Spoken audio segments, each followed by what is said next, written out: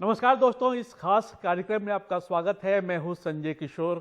क्या आपको मालूम है कि लॉर्ड्स के ऐतिहासिक मैदान पर अब तक कितने भारतीय बल्लेबाजों ने शतक लगाया है? क्रिकेट का मक्का कहे जाने वाले इस मैदान पर वैसे तो 12 शतकीय पारी भारतीय बल्लेबाजों के नाम है, लेकिन इस इंटरव्यू के रिकॉर्ड किए जाने तक सिर्फ 10 भारतीय बल्लेबाज शतक लगा पाए हैं। चौंके नहीं, ऐसा इसलिए क्योंकि 3 शतक तो एक ही बल्लेबाज ने बनाए हैं, वो भी लगातार 3 श्रृंखलाओं में। हम बात कर रहे हैं कर्नल के नाम से मशहूर दिलीप वेंगसरकर सर की। दिलीप सर, एनडीटीवी पर आपका स्वागत है। सबसे पहले तो हम ये जानना चाहेंगे कि आप केएल राहुल की पारी आपने देखी है इस मैच में, उसके बारे में आपकी क्या राय है, क्या कहना चाहेंगे? एब्सोल्युटली आउटस्टैंडिंग, बहुत ही अच्छा खेला वो। हम उम्मीद करते थे उससे, क्योंकि is a good player, is international class player. और अगर आप देखेंगे तो पहले first session of test match, the way he applied himself, the way he worked hard for his runs, बहुत ही अच्छा खेला वो। And I think he played the ball very late also. I think he plays close to the body, और opening batsman जैसे खेलना चाहिए वैसे ही खेला वो। It was absolutely outstanding innings. Sir, आपने लॉर्ड्स में सबसे ज्यादा शतक तो लगाए हैं, 3 शतक, 508 रन भी बनाए हैं। लॉर्ड्स पर शतक किसी खिलाड़ी के लिए कितना मायने रखता है, कितना अहम होता है सर? ये बहुत ही अहम होता है, क्योंकि it's a headquarters of cricket. और लॉर्ड्स पे रिच हिस्ट्री अगर आप देखेंगे, और हम लोग कमेंट्री सुनते थे इंग्लैंड ऑस्ट्रेलिया, इंग्लैंड इंडिया के टेस्ट मैचेस के, और सबका सपना होता है कि वहां पे खेलने के लिए, और हमारा भी सपना था। But I was lucky to score 300। It's actually satisfying. और इम्पोर्टेंट बात यह है कि in 1986 I think we won the test match for the first time at Lord's, so it was a very good thing for Indian cricket as well. Sir, 1979 में आपने 103 रनों की पारी खेली थी। उस पारी के बारे में कुछ बताइए, कोई दिलचस्प वाकया हुआ हो हमारे दर्शकों के साथ शेयर करना चाहें आप? 1986 की बात कर रहे हैं आप? 1979 की बात कर रहा हूँ मैं। ओ 79, ओके। तो मेरी पहली टूर थी वो, है ना। और पहले टूर के पहले मुझे हमारे दोस्तों ने कहा था कि you have to score runs in England, and then only I think people will take notice of a batting.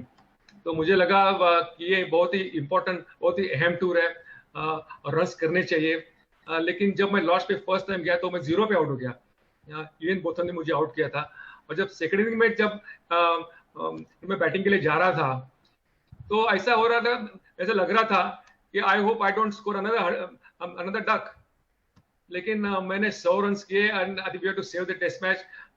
और विश्वनाथ के साथ हमारी पार्टनरशिप हो गई, and we save the test match. So that was a very important innings for me also, क्योंकि 1952 में विनू मंकड़ ने 100 किए थे, 184 किए थे। और उसके बाद इतने सालों के बाद कई इंडियन ने 100 किए थे in 1979. So it was very good for us. I think we drew the test match, and good for the team also. और फिर सर 3 साल बाद 1982 में आपने 157 रनों की पारी खेली थी। उसके बारे में कुछ यादें जुड़ी हुई हो तो बताएं हमें दर्शकों के लिए। सिर्फ फर्स्ट इनिंग में हमारी टीम 96 पे आउट हुई थी, and then we were asked to follow on. I think I don't remember exactly now, पर लेकिन I scored 157 in a test match, और हमने अच्छी लीड भी ली थी, and we had taken early wicket, 3 wicket, उनके 3 विकेट लेफ्ट थे। तो मुझे लगा कि I should have gone on at that point of time. अगर अच्छा रन बनते थे हमारे, तो we could have won that test match also. But unfortunately ऐसा हुआ नहीं। हम लोगों ने 3-4 विकेट उनके लिए, but that was a close test match for us. और बात 1986 की करें, आपने 126 रनों की नाबाद पारी खेली थी, नॉट आउट रहे थे आप। उसके बारे में कोई दिलचस्प वाकया हो तो हमारे साथ शेयर करना चाहें आप? जब मैं बैटिंग कर रहा था शायद 80 रन पे, तो किरण मौर्य आउट हो गया था, और फिर चेतन शर्मा आउट हो गए, and when I was batting I think on 94, तो फिर लास्ट बैट्समैन थे मनिंदर सिंह। तो मनिंदर सिंह को मैंने बोला था कि भाई आराम से खेलना, सीधा खेलना, और वो बहुत ही अच्छा खेला। लेकिन उसके पहले कोलंबो में हम लोग जब टेस्ट मैच खेल रहे थे, तो we saved that test match in Colombo, लेकिन मनिंदर सिंह ने आड़ा शॉट मारा और वो बोल्ड हो गया, और मैं 98 नॉट आउट पे रह गया। तो मुझे वो याद आ गया, तो मैंने उसको बोला कि सीधा खेलना, आड़ा नहीं मारना। तो बहुत ही अच्छा खेला हुआ तभी, and I could complete my third 100 at the Lord's. और इम्पोर्टेंट बात ये, अहम बात ये है कि we took a lead against England, और जैसे हमने इंग्लैंड के खिलाफ लीड लिया, तो फिर England just collapse because our captain Kapil Dev bowled so well. And everybody, Chetan Sharma, Roger Binny, and Maninder Singh, they all bowled very well. और हमने फिर वो टेस्ट मैच जीते। I think we had to score 125 in the last innings, और हमारे 4 wicket गए थे तभी। In that innings also I scored 33, and then Kapil Dev scored the winning runs, और हम लोग फर्स्ट टाइम टेस्ट मैच जीते वहां पे इतिहास में। तो बहुत खुशी होती है। You score a third 100 at the Lords, and you play an important role in the victory. Sir आपके समय बॉलर्स भी काफ़ी खासा खतरनाक होते थे, तो किस तरह से आप लोग टैकल करते थे, खास करके जो फास्ट बॉलर हुआ करते थे? नहीं, देखो, हमारे जमाने में एक्चुअली टेस्ट मैच के फर्स्ट टेस्ट मैच के पहले साइड गेम्स काफी होते थे, एटलीस्ट 4-5 साइड गेम्स होते थे, और एक्लेमेटाइज विद द कंडीशन होता था, तो अच्छा होता था। And if you are in the form, I think you have spent time in the middle, then it's much easier. तो आजकल वैसे होता नहीं है। आजकल एक भी साइड गेम होता नहीं है। ये साइड गेम होना चाहिए, और पहले और दूसरे टेस्ट मैच के बीच में भी साइड गेम होते थे हमारे, तो उसमें काफी फर्क पड़ता था। If you are not in form, you can always get back into form, तो that was important for us. Sir आपके जो ड्राइव हुआ करते थे, पुल और हुक को बहुत कम लोग देख तो पाए नहीं, क्योंकि उस समय टीवी नहीं हुआ करता था, लेकिन रेडियो पर जो कमेंट्री सुनकर ही काफ़ी महसूस कर लेते थे, और पता चल जाता था किस तरह की मैदान पर माहौल रहता होगा।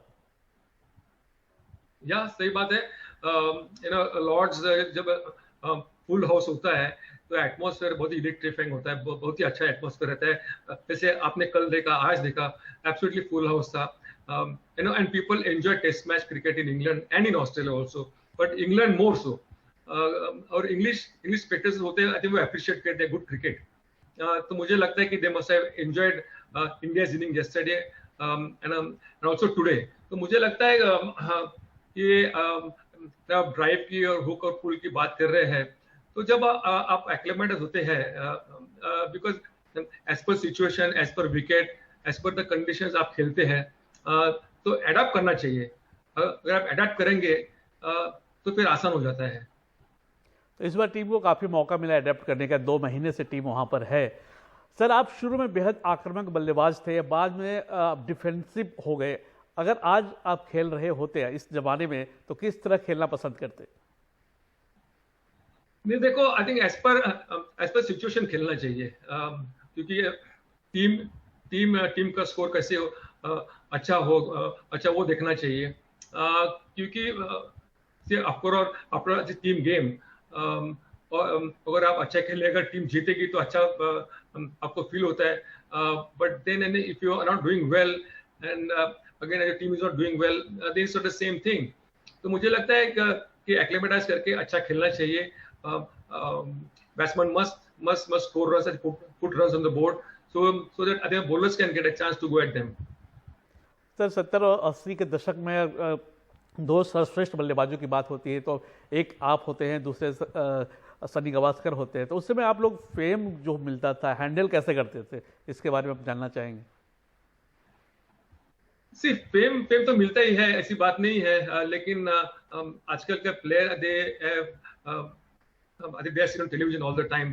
हमारे टाइम इतना टीवी नहीं था, बाद में टीवी आ गया, लेकिन एक ही चैनल, दूरदर्शन चैनल था, बाकी चैनल्स थे नहीं। अभी इतने सारे चैनल्स आ गए हैं, तो they have to handle the fame. हमारे टाइम इतना इजी था वैसे देखते तो, and we could move around absolutely freely with the friends. Anyway we used to go for shopping के लिए कुछ प्रॉब्लम नहीं था हमारे लिए, लेकिन आजकल के जमाने के प्लेयर तो सुपरस्टार्स है। सर बहुत लोगों को मालूम ही नहीं था कि लॉर्ड्स में 10 बल्लेबाजों ने शतक लगाया, उसमें सुनील गावस्कर का नाम नहीं है, सचिन तेंदुलकर का नाम नहीं है। ये काफ़ी हैरान कर रहा है। जो आजकल के जो युवा पीढ़ी है उसको ये मालूम नहीं था कि लॉर्ड्स पर इन दोनों बल्लेबाजों ने शतक नहीं बनाए हैं। नहीं, ऐसे काफी काफी बल्लेबाज है, they have not scored 100 at Lord's. Brian Lara है, तो उसके रिकी पॉन्टिंग है, और काफी काफी बल्लेबाज है, उन्होंने 100 किए नहीं है लॉर्ड्स पे। सर 1978-79 में कोलकाता में सुनील गावस्कर के साथ दूसरी पारी में आपने जो 344 रनों की साझेदारी की थी, आज भी वो रिकॉर्ड है, उसके बारे में कुछ बताइए हमारे। वो मेरा फर्स्ट टेस्ट मैच 100 था, और मेरा फर्स्ट विजिट था कैलकाटा के लिए, और ईडन गार्डन्स के बारे में हमने बहुत बहुत कुछ सुना था कि 1 लाख लोग वहाँ पे देखने को आते हैं, and you as a player you have to do extremely well, and you will be appreciated, you will be applauded. तो एक्चुअली मेरा फर्स्ट 100 था वो, फर्स्ट इनिंग में I was batting very well, I think 42 I got out, I did a bad shot I would say, लेकिन second inning में हमारी साझेदारी हो गई, 344, और I scored 157, and Gavaskar scored 181 not out also. लेकिन तब से I think Eden gardens is one of my favourite grounds. I love the crowds, I love the atmosphere, और उधर के अगर आप पिच देखेंगे, पिच भी बहुत ही अच्छी, बढ़िया बढ़िया पिच है, एटमॉस्फेयर बहुत बढ़िया है वहाँ पे। I enjoyed every time I played Eden Gardens, always scored runs there.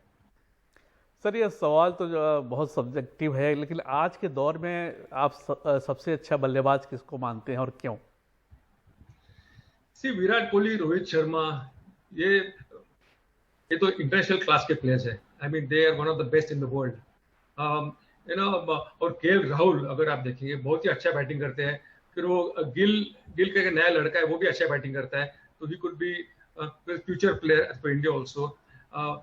फिर of course there is a young guy Prithvi Shaw, he is a good player, Surya Kumar Yadav is a good player, so बहुत ही अच्छे प्लेयर्स आ रहे हैं, अभी ऑप्शंस भी काफी है हमारे पास, तो it's a good sign for Indian cricket. Sir हमारे एक डेस्क के हेड है प्रियदर्शन सर, उनका एक सवाल था, वो बहुत क्रिकेट में दिलचस्पी रखते हैं, वो जानना चाहते हैं कि आपको लगता है कि क्रिकेट पूरी तरह बदल चुका है, और ये जो बदलाव हुआ है आज के दौर में, ये अच्छा है या बुरा? नहीं, बदलाव तो डेफिनेटली आ गया है, क्योंकि हमारे जमाने में हमने जब शुरू किया तो टेस्ट मैचेस थे, फिर उसके बाद ओडीआई आ गए, फिर अभी तो और एक फॉर्मेट आ गया T20 फॉर्मेट, और वो तो बहुत पॉपुलर फॉर्मेट है, क्योंकि मुझे याद है कि selector in 2007 we won the first T20 world cup in South Africa under Dhoni, तो मैं जब सिलेक्टर था, and I had picked the side that time, तो मुझे लगता है कि ये फॉर्मेट बहुत ही इंपॉर्टेंट है, क्योंकि अभी आईपीएल भी आ गई, you know, and there is money in the game now, और मुझे लगता है कि BCCI is also earning lot of money through IPL, and they in turn give the grants to all the associations, और associations ने I think they have bought the grounds also, तो अभी infrastructure सब जगह हो गया है, you know, so players from smaller towns can stay there and get experience and exposure, तो मुझे लगता है कि ये बहुत अहम बात है, you know, and cricket has spread all over the country, and it's been very popular, and 100,000s of